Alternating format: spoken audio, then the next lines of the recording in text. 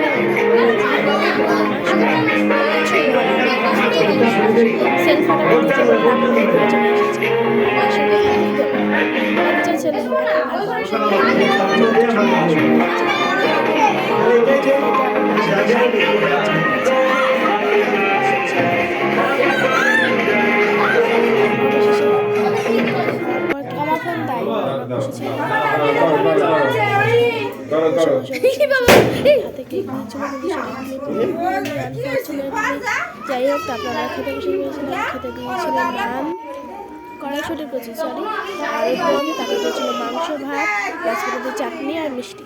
তো আজ এই ভিডিওটা এইটুকুই। ভালো লাগলো অবশ্যই সাবস্ক্রাইব করুন।